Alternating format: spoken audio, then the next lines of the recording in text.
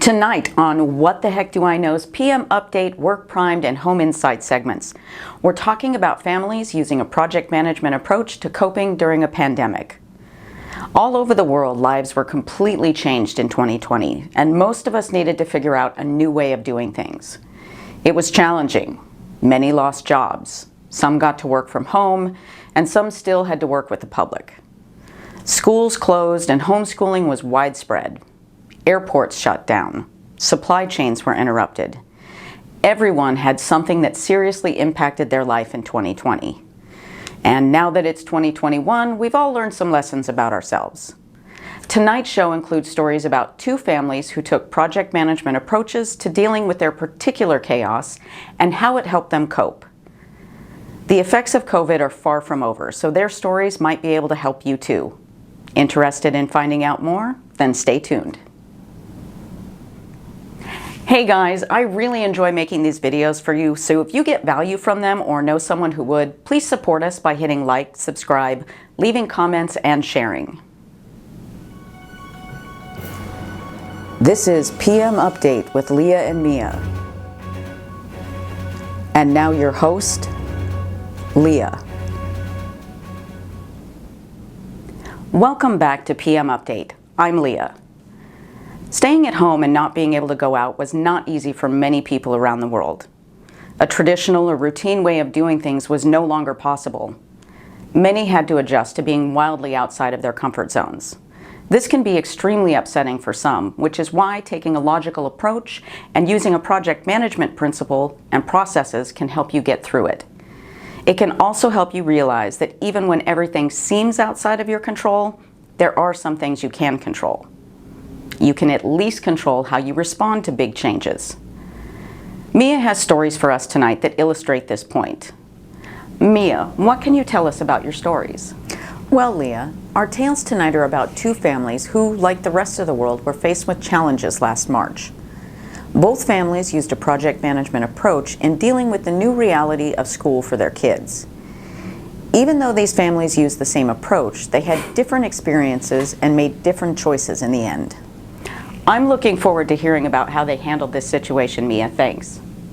Challenges are what shape us. They can teach us so many lessons about life that staying in our comfort zone never will. Things like what we're capable of, when to ask for help, and learning things we like to do that we might never have had the opportunity to try. They also help us think about our lives and situation in new ways, coming up with new and creative solutions for the things that we wouldn't have needed to before. Sometimes these new ways work and sometimes they don't, and we can learn as much from both results. Now it's time for our first quote question in the show. Do you know who said, "Routine is part of coping"? Mia's stories and the answer to this question coming right up.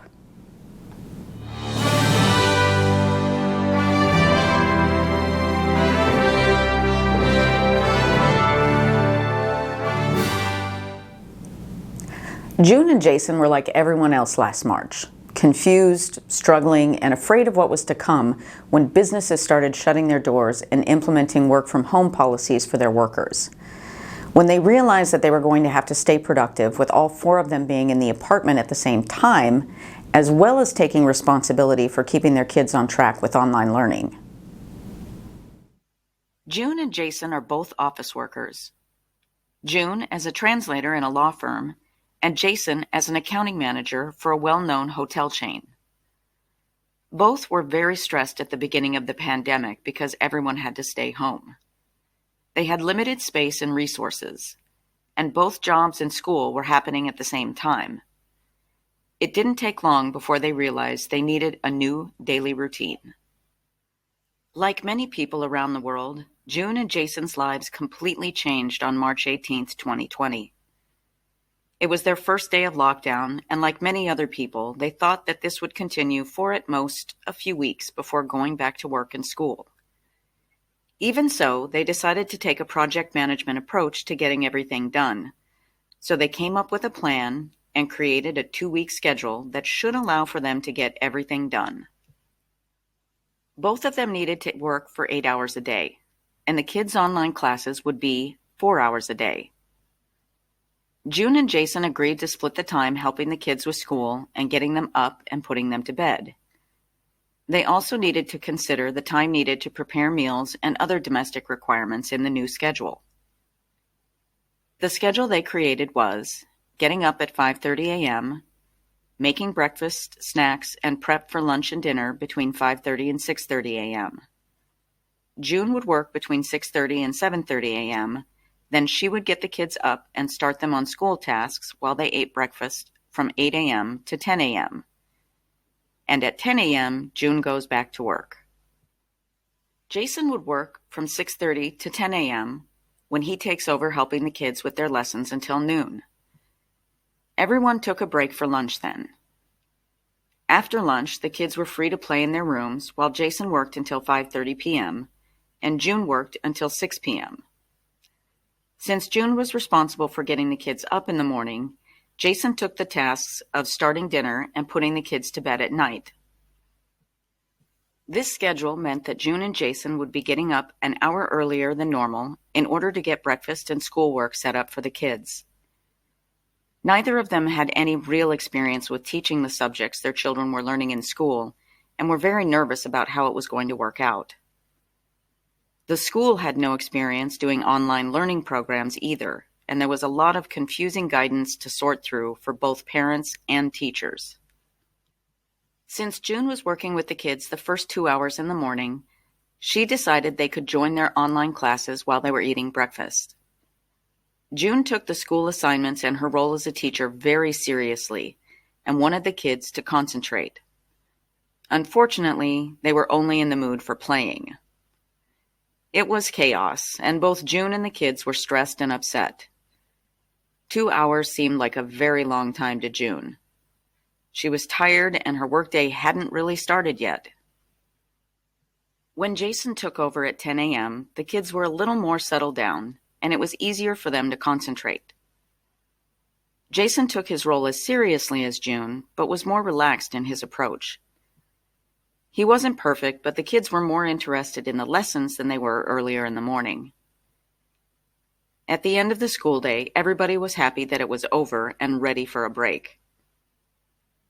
June and Jason continued with their work assignments, and the kids were free to play and watch TV in another room. After the exhausting first day, Jason put the kids to bed. Then he and June decided to go back through the schedule and see what they could improve. The first thing they decided to change was to feed the kids breakfast before they started their school assignments so that they could concentrate. This would mean getting the kids up a half hour earlier and would extend June's workday another half hour at the end. June decided to take a more relaxed approach with the kids' lessons to reduce the stress for herself and the kids. And they all decided to concentrate on getting as much done as possible rather than everything on a list. On day 2, with the new plan and schedule in place, things worked out a little better. It took about a week for them to really settle into the new routine, and when they started week 2, the kids knew what to expect, and the school was handling the online learning and emailed assignments much more smoothly. Still, everyone was looking forward to the schools opening back up and going back to their offices. When they announced the online learning and online work would be extended indefinitely, June and Jason were not happy. But since there wasn't anything they could do about it, and they already had a schedule that worked, they simply carried on mostly as they did before. They did make a couple of changes to the original plan. During the work week, they would prepare easier foods for breakfast and lunch. On the weekend, they would pre-cook food for dinners the following week and store in the freezer. Over time, the kids were able to do their work more independently, allowing June and Jason to work while monitoring the kids instead of sitting through it all with them. After a couple of months of doing school and work from home, they all got used to it. Taking a project management approach to accomplishing their domestic, school, and work responsibilities was a lifesaver in their case. When they fell behind with school or work, or there were bad days, they would discuss whether to try harder the next day or just let it go. June and Jason took a project management approach right from the start. It did not go smoothly in the beginning, but they were able to adapt their plan on the things that didn't work and continue with the parts that did. Trying out new things often means you will have to adjust and make changes, and that's okay. Even though they found a schedule and a system that eventually worked for them, when schools opened up, they decided that in-person schooling, with protocols in place of course, was better for their family. They did learn how to be more flexible in the process and were ready to switch back to online classes if they need to. In this story, June and Jason learned that they were perfectly capable of getting their work done and helping their kids with school. They also learned that they didn't particularly enjoy it. If they didn't have to do it, they didn't want to. They were also concerned that as a family unit, none of them were performing very well. Very understandable given the situation, but a return to normal was important to them. Few people enjoy being pushed out of their comfort zones like this. Routines and standard way of doing things are some of the ways we manage to get through life. There are advantages to coming up with new routines when our old ones are no longer possible. Sometimes it can take a while to find something that works for you. Implementing a new life pattern can be difficult, but it's worth it when you find the right one. In our next story, we will see how another family faced this situation and how it worked out for them. And for the answer to our first quote question, do you know who said routine is part of coping? It was screenwriter, playwright, actress, and film director Lorene Scafaria. And for our second quote question of the show, do you know who said you do learn how to cope from those who are coping? The answer to this and Mia's second story coming right up.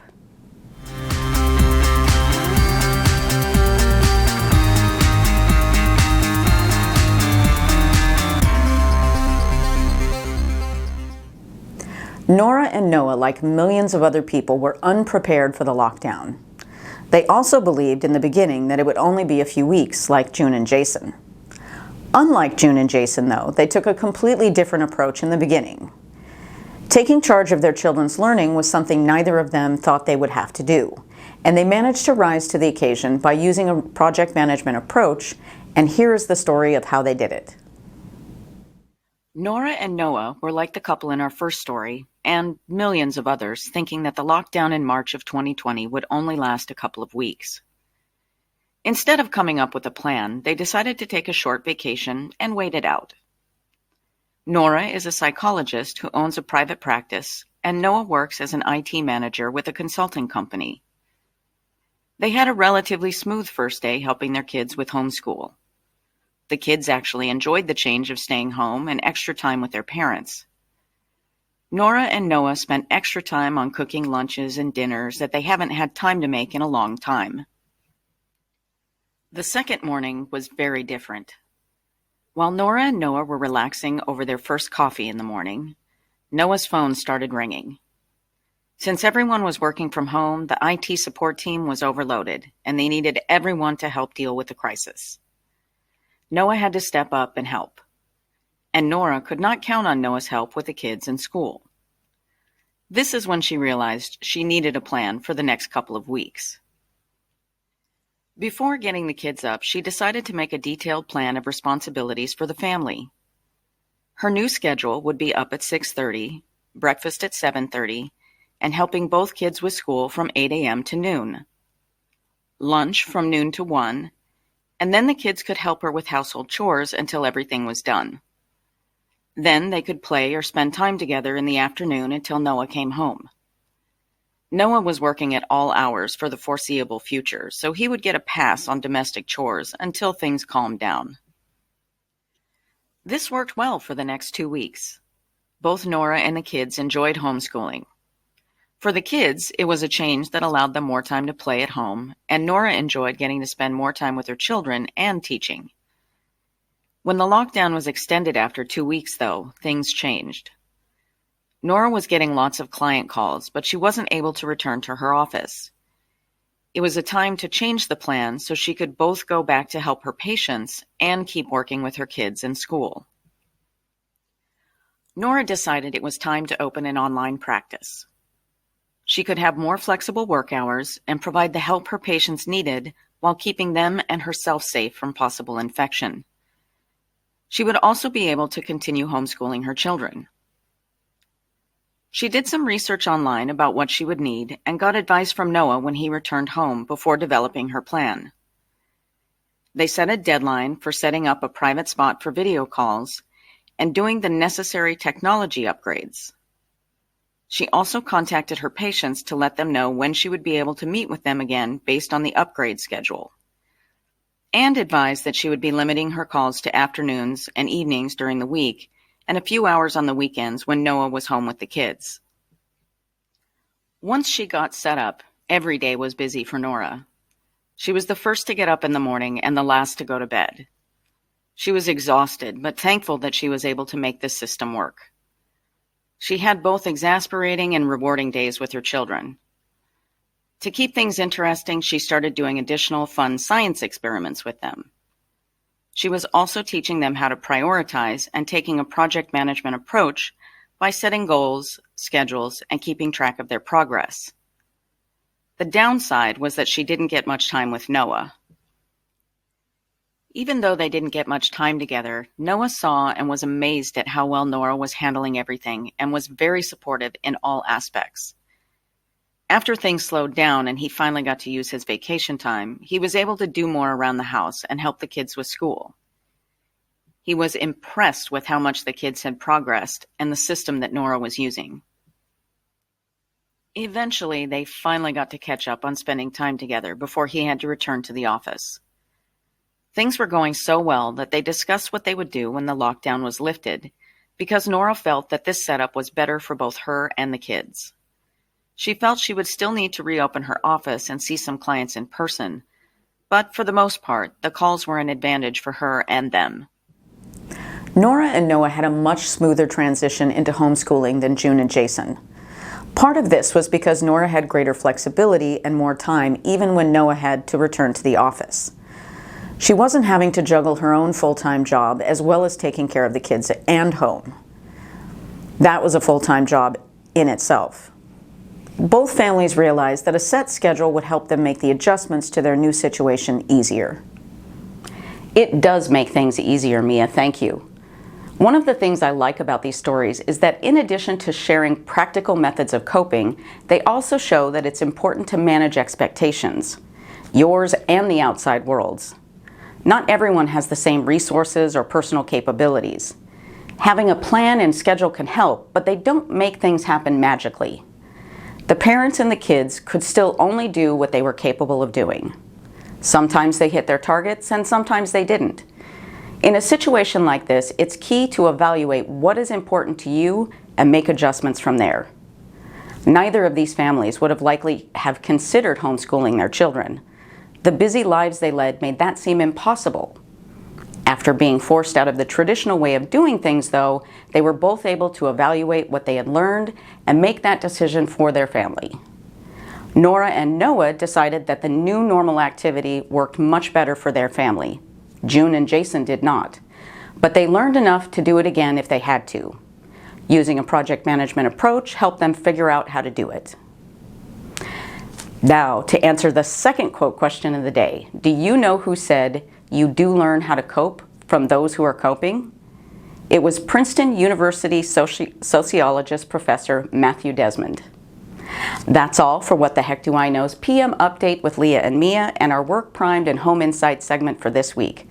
Thank you for watching and see you next time on our next episode of PM Update. Good night.